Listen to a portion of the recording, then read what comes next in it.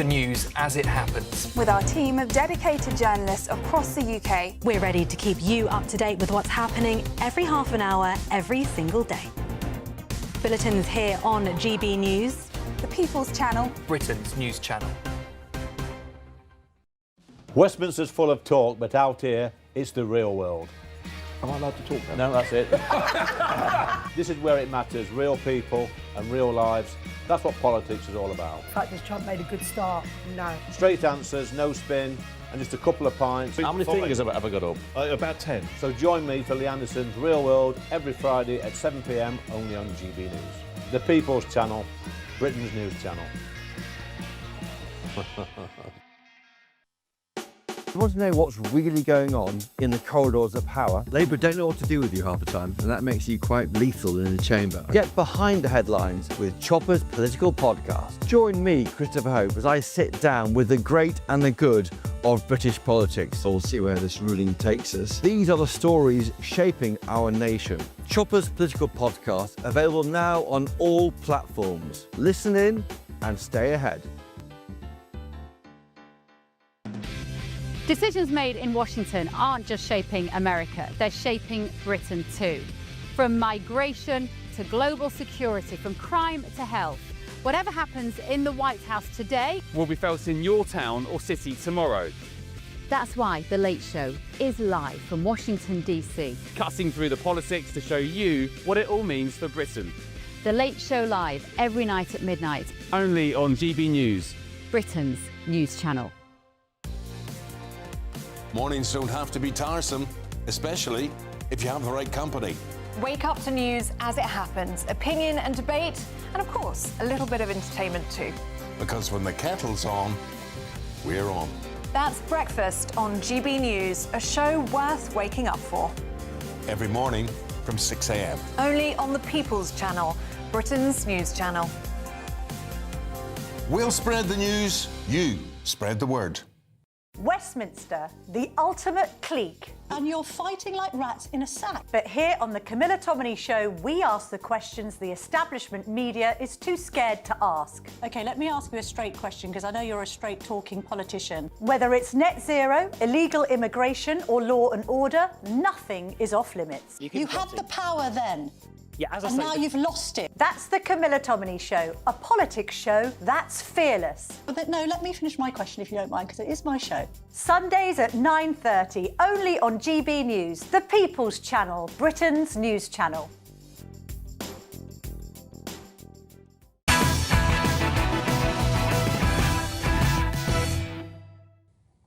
Welcome back to Patrick Christys Tonight Late Edition with me, Will Kingston, filling in for Patrick as he has a very well-earned break with young George and Emily. Occasionally a breaking story comes along that is perplexing and challenges a few narratives that you have in your mind. My understanding and all of the data suggests that young people these days are drinking less, they're taking less drugs, they're having sex less than previous generations. But it would appear that the ones that are drinking are more comfortable with drink driving.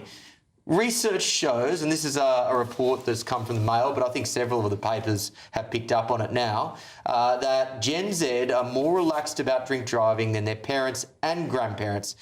Now, I know, having talked to my parents and my grandparents, there were times where communally they were very comfortable with drink driving, particularly in rural communities. So to suggest that this survey, which is of over 2,000 adults, suggests that more than a third of Gen Z people said they felt it was socially acceptable to drive when slightly above the legal alcohol limit, I find very surprising. Research shows that just under 2/3 of people aged 18 to 27 believe the safest option when driving is to avoid alcohol altogether. Good. Compared with more than 4/5 of the population as a whole. In a survey, so what we basically found is that a sizable minority of young people are comfortable with being slightly over the legal limit. Christo, they're drinking less, but they're more comfortable drink driving. Explain that paradox to me. I'm just reading the story now. Firstly, with where you started there, they're drinking less, they're taking fewer drugs, they're having less sex as well. So I'm not surprised that they're too miserable to fight for this country. I mean, that makes sense now. It actually fits in completely. Not that we're advocating anyone taking drugs or doing anything like that, but it's really interesting. I mean, it is by an insurance firm. Direct line. This research, and so that is worth pointing out. Thank you. And so I do wonder whether it is, you know, a part of softening us up, because of course what is on the agenda here and what is on the horizon is a big road safety strategy, which is coming from the government about potentially cutting the drink drive limit for us. So I wonder whether this is part of softening us up. What does that mean? That you have to drink less if you cut the limit? That you cut the limit so you drink, that they will reduce the drink drive limit. Not zero, but I think that, well, potentially zero, I don't know. I think it's worth making the point that insurance firms generally are comfortable charging higher premiums to younger drivers compared to older drivers. So the fact that this research is conducted by an insurance company is relevant. I think that's just worth pointing out. Yeah. But nonetheless, let's take it and assume they take it in good faith. Susie, what do you make of it? Well, it's interesting because what they're saying here is that there's probably a bit of a gap in understanding, especially because a lot of these young people don't know how alcohol affects their body because less of them are drinking, which actually is a positive thing. It's a positive thing that young people are drinking less, and actually that kind of binge drinking culture that was around when I was younger, I think is much less now than what it was. But I mean, this is just what the article says. It just says that they seem to have a gap in their understanding, especially regarding how alcohol affects the body, probably because compounded by inexperience, because they haven't. Can I go on? I just think the language is really telling here. So more Gen Zs are comfortable with drink driving. Mate, it's illegal. It's not something you're comfortable with. And it's socially acceptable. No. It's illegal. And I just think all this woolly language is symptomatic of a mindset that we've all got to get over, including Gen Z. I agree with that. I want to pick up on something that you said, Susie, where you said generally it's a good thing that young people are drinking less. You then went on to say binge drinking particularly. More pubs are closing by the day, Christo. There are more people who are lonely, I think, at every age bracket. There are less young people getting married. There are less young people who are finding partners. In the past, alcohol has been the social lubricant in many instances that has solved those problems, or at least been the catalyst to find a partner, or the catalyst to go out and meet friends. Do you think it is a good or a bad thing that young people are drinking less? I think that it's a symptom of this. Because I think that what you used to have to do was go to a bar, have a couple of drinks, see across the bar, give someone a wink, hello. That's what you used to have to do to meet someone. You don't need to do that anymore because there are apps, there are endless ways in which people are scrolling. Now, I think that the pub should be a place where it's sociable, should be a community hub, should be somewhere where people can go, should be somewhere you can go with your family. And it's absolutely criminal that so many are closing and that they're not given help by the government to do that. But I think that if you're asking whether younger people should be drinking more to go to the pub, I think we're shutting the stable door when the horse is at the glue factory. I think that's a nice line to round that particular conversation out. We have talked about several gloomier topics, from the economy to immigration, not just tonight but across the year, and that is because we are talking about reality, and in many ways, this has been an incredibly challenging and in sometimes dark and dire year for this country, economically, culturally, dare I say it, spiritually. I want to end on a positive note because I may not see you guys for the rest of the year until we head into 2026. What's one ray of optimism that you can point out? So you mentioned the word spiritually, and what I want to say is that on Christmas morning I went to Mass, and it was the highlight of my day. The homily was so instructive and so insightful, so my prediction is But I think we will see congregations which have been rising rise even more, and that's as a direct result of a lot of what you were talking about there, Christo. I think people need something in their lives. Well, there was a wonderful GBNews carol service only the other night, so that would be, I think, a real boost for this country. What's a ray of optimism for 2026, Lizzie? I love that one because, I mean, I'm a big church goer, I'm a strong Christian, and again, one of my highlights of Christmas Day was going to the church service and just how peaceful and lovely it was, and I love that numbers are rising in this country.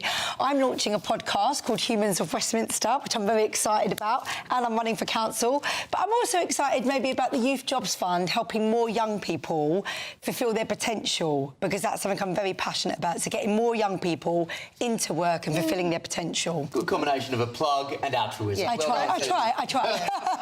Christo, a ray of optimism for 2026. Mine has a slightly religious note as well, actually, because I'm really looking forward to Rachel Reeves and Keir Starmer having more time to spend in church and with the congregation when they're out of a job. Happy New Year. Well, look, I'm going to take that as a slightly twisted, but nonetheless very real ray of optimism from you, Chris. Look, it has been a challenging year for many, many people. I think there are... Do you have one?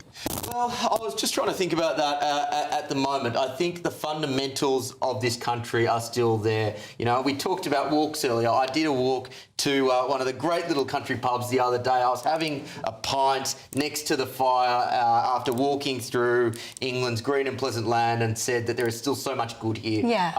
And I'm looking forward to embracing all that is good in this country in 2026. Ladies and gentlemen, that's all we have time for tonight on Patrick Christys Tonight. Thank you so much for joining us. Have a lovely rest of your evening. Good night. A very Merry Christmas to you all from the Aurora Collection Resort in Lapland. We're on an amazing Arctic adventure to celebrate our greatest cash giveaway, a simply stunning £85,000. And this Christmas, we're giving you the chance to win it all. So don't miss out this Christmas.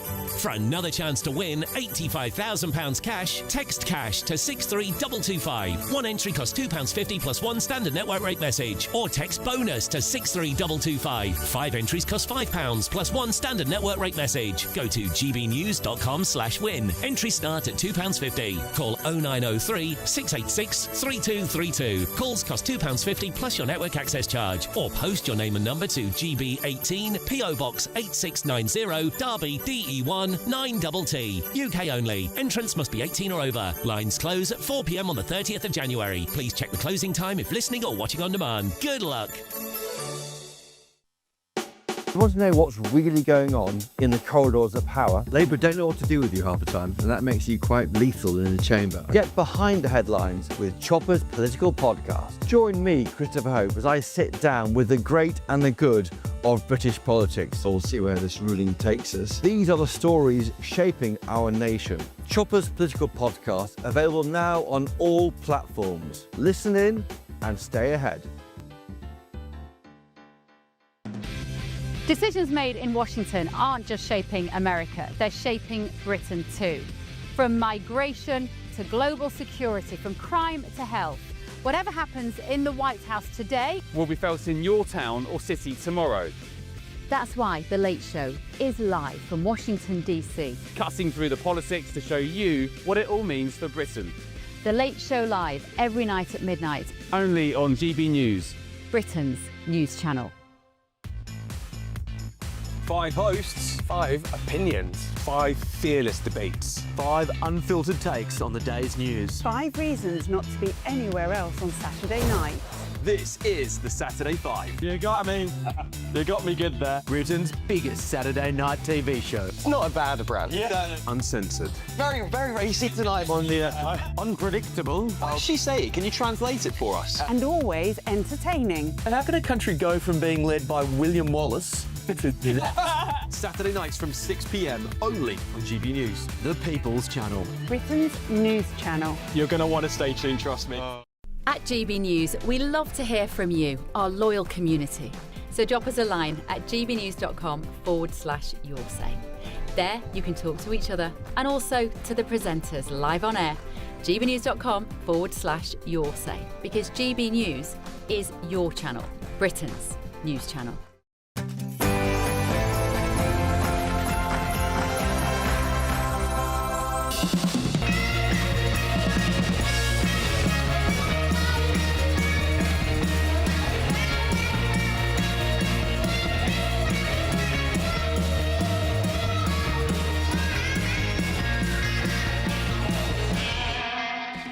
Welcome to Lee Anderson's Real World. Tonight on the show we have political commentator Andy Twelves. We have Dr. Lisa McKenzie and former Tory MP Heather Wheeler. In the Real World, Real People, we've got Graham Link from Ashfield. And also on the show tonight is broadcaster Tony Delahunty. But first, let's go to the news.